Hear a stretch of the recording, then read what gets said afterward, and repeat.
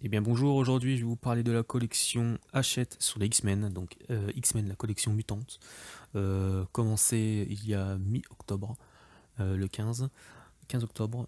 C'est une collection qui ressemble à la collection d'Hachette de l'époque, la collection des références, donc voilà, qui était très bien pour un jeune lecteur ou une personne qui essaie de rentrer dans l'univers comics et l'univers Marvel, c'était très intéressant. Et donc là, ils nous ont fait la même chose avec les X-Men. Ils ont aussi refait des choses avec la collection Red et la collection Deadpool. Et ça, c'est à peu près le même délire, mais là, c'est centré sur les X-Men. Je trouve que c'est très, très intéressant, très, très. Pas casse-gueule, mais ils ont pris un risque. Je vais vous expliquer pourquoi, tout simplement. Parce que quand vous parlez aux gens de comics Marvel, les gens vont, la plupart des personnes vont faire parallèle avec le MCU. Donc, au lieu d'avoir sorti une collection sur les Avengers et sur certains personnages de cette équipe, donc Iron Man, Thor, Captain, tout ça, et Spider-Man, ils se sont orientés sur une collection X-Men. Donc c'est vraiment, je voudrais déjà merci parce que c'est très très c'est superbe parce que ils auraient pu aller dans la simplicité et ils ont voulu aller sur les X-Men. Les X-Men qui sont quand même en pente descendante. Malheureusement, je parle au cinéma surtout. Ils auraient pu aller dans la simplicité. Et non. Euh, Moi personnellement, ça me fait extrêmement plaisir vu que c'est mon équipe préférée chez Marvel, voire même tout comics confondu. C'est vrai que j'aime beaucoup, j'aime les X-Men, c'est fou. Et ça fait extrêmement plaisir qu'ils aient centré cette collection sur les X-Men. Donc voilà, ça c'était une petite aparté. Donc je vais vous parler de la collection au global. Au global, apparemment, il y aura 80 numéros. Ça fait quand même pas mal de numéros, franchement. Et là, je vous parle du premier tome. Premier tome sorti, donc, mi-octobre. Le numéro 43 sur la frise. Je vais parler de la frise plus tard, par contre, par rapport au deuxième tome. Donc le premier tome, c'est Jeunesse Mutante. Jeunesse Mutante écrit par Chris Claremont, un petit peu avant qu'il parte, ou je crois que c'est la période où il va partir, et dessiné par Jim Lee. Donc là, c'est un gros dessin, c'est vraiment, il y a rien de mieux. C'est vraiment un gros gap en fait, hein. Les X-Men de Jim Lee, c'est dingue. Et là-dedans, bah, il y a le récit des X-Men qui a été le plus vendu, quoi. C'est le comic qui a été le plus vendu. Voilà, record du monde. Record du monde. Donc voilà. Donc là, nous avons des X-Men volume 2, de 1 à 7. Donc on a 7 chapitres. 7 chapitres. Ce comics a été vendu moins de 5 euros. Donc autant vous dire que niveau rapport qualité-prix, au mois d'octobre, bah, c'est le meilleur. Tout simplement au niveau rapport qualité-prix. Je vais pas vous mentir, les finitions sont impeccables, j'ai vraiment rien à dire là-dessus. On est sur une couverture en dur. On est sur du papier dit glacé. C'est du papier couché brillant. Voilà, si vous voulez savoir. C'est du très bon papier tout simplement. C'est excellent. Et c'est très bon, oui. Je sais pas si c'est le mieux, mais c'est vraiment très très bon. Et il y a des bonus. À part, voilà, si vous savez à peu près, il y a une coquille au niveau des bonus. Une coquille, c'est juste qu'il y a une faute. Soit c'est une faute de frappe, pour moi ça devrait être une faute de frappe. Au niveau d'un dessin fait par Jim Lee de Wolverine, qui est juste une coquille, mais voilà. J'ai pas vu autre chose. Dans les dialogues, j'ai pas vu d'autres coquilles ou d'autres problèmes, non. Niveau traduction, vu que je lis pas de VO, je suis pas le mieux placé, tout simplement, pour en parler. Et là, nous avons la version recolorisée, par contre, de Jeunesse Mutante. Jeunesse Mutante a été sortie à l'époque. C'était pas la même recolorisation. Mais c'était pas la même colorisation. Dans la version intégrale que j'ai, ce sont les couleurs d'origine. Voilà, si je me trompe pas. Et là, on a la nouvelle colorisation. Moi qui m'a pas fait, franchement, ça m'a pas dérangé. Je trouve ça sympa de voir comment c'était, de voir comment c'est. Non, je trouve ça très, très propre. Sincèrement, je trouve très propre. Euh, à savoir que ce comics a été sorti à moins de 5 euros avec 7 chapitres et que Panini va sortir cette même histoire, mais seulement les 3 premiers chapitres, dans une version beaucoup plus grande, dans les 28 € je crois. Donc voilà. Donc si vous voulez lire Jeunesse Mutante, c'est le moment. Achetez celui-là chez Hachette. Sincèrement, pour moins de 5 €, laissez-vous tenter au moins. Voilà, vous tentez, vous testez avec ce premier tome et vous donnez une ordre d'idée. Voilà, vous donnez une idée, est-ce que je continue ou pas, voilà, tout simplement. Après, nous avons le tome 2, qui est sorti il y a très peu de temps. Voilà, le tome 2, du coup, ça vous fait 2 tomes par mois. Voilà. Donc le tome 2 est sorti à moins de 9 €. Voilà, moins de 9 €.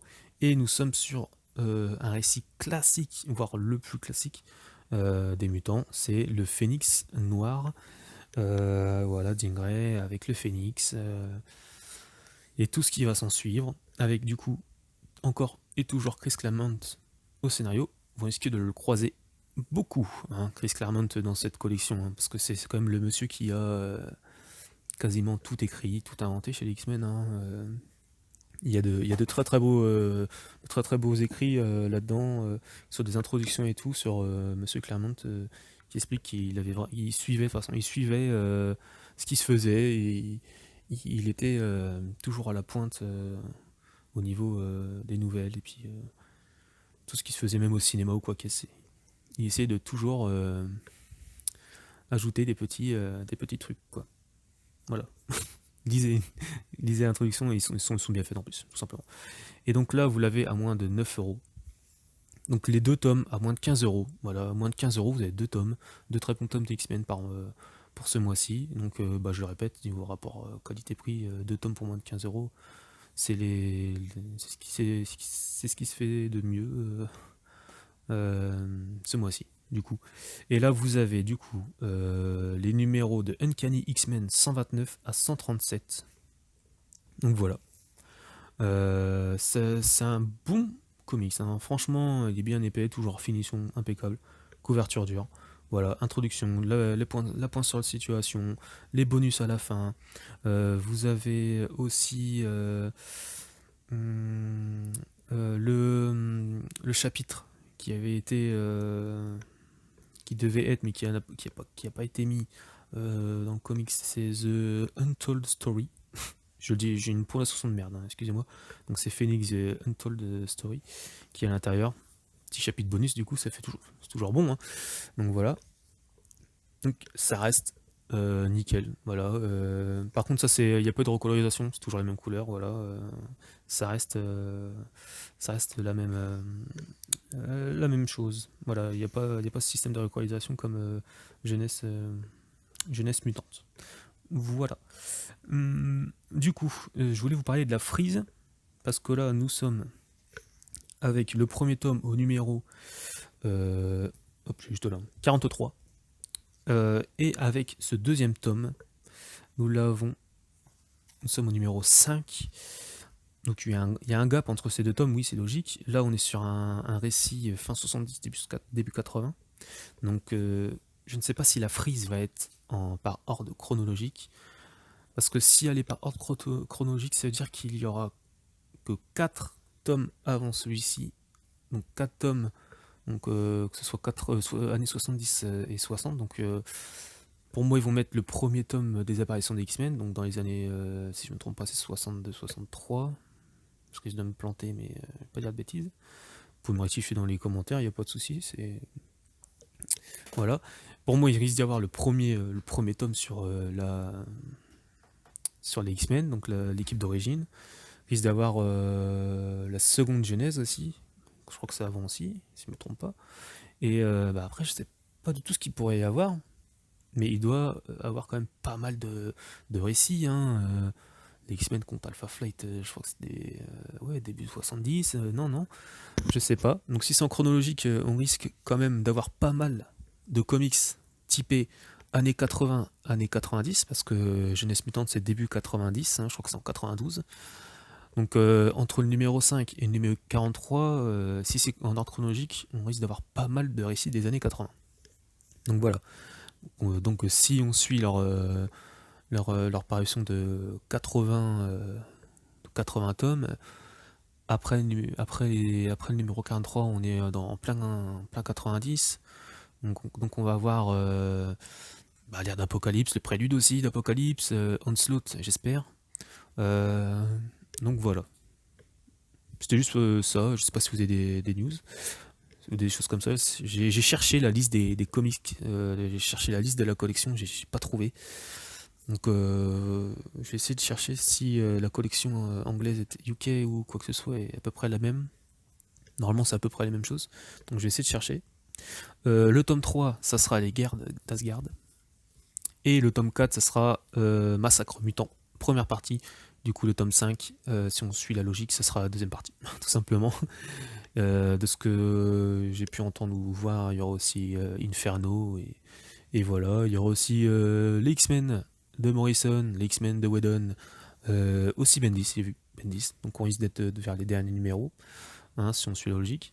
Et voilà, je pense pas qu'il y ait Oxbox. Hein. Oxbox vient tout juste de sortir en France enfin tout juste de sortir en softcover. Là on est en plein Dawn of X. Donc je pense pas qu'ils les mettent dans la collection. Mais déjà rien que s'ils mettent Onslaught, c'est gagné. Hein, parce que ce récit, pas mal de personnes l'attendent. Et puis Panini, j'ai pas l'impression qu'ils aient envie de le republier. Bizarre. Donc voilà. Cette collection s'adresse à qui? Ça s'adresse aux amoureux de X-Men, j'ai envie de vous dire, et même aux nouveaux lecteurs aussi. Les nouveaux lecteurs, c'est pour attirer du monde. Et puis, si vous êtes intéressé pour faire une collection, lancez-vous là-dessus, quoi. Il n'y a rien de mieux.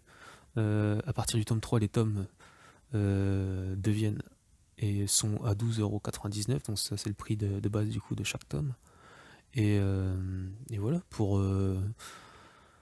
moins de 30 €, vous avez 2 tomes par mois de X-Men avec une finition nickel.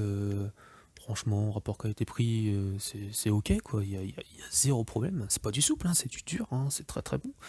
Donc pourquoi se priver? Sauf si vous avez déjà pas mal de récits des X-Men. Donc là, oui, vous n'allez pas en avoir des tonnes, mais vous n'allez pas vous taper des doublons à chaque fois. Ce serait bête. Mais voilà. Moi, je suis très content que cette collection soit là. Quand j'ai entendu parler, j'étais très surpris, très content. Voilà, ça fait plaisir. Donc, si vous avez aimé la vidéo, mettez un j'aime. Si vous avez des questions ou même si vous voulez me reprendre sur certaines choses où j'ai dit des bêtises ou j'ai eu des coquilles, voilà, il n'y a pas de problème. Et puis, merci d'avoir regardé et écouté cette vidéo. Je vais essayer de mettre des images, faire un petit truc d'infographie. Voilà, merci à tous. Salut!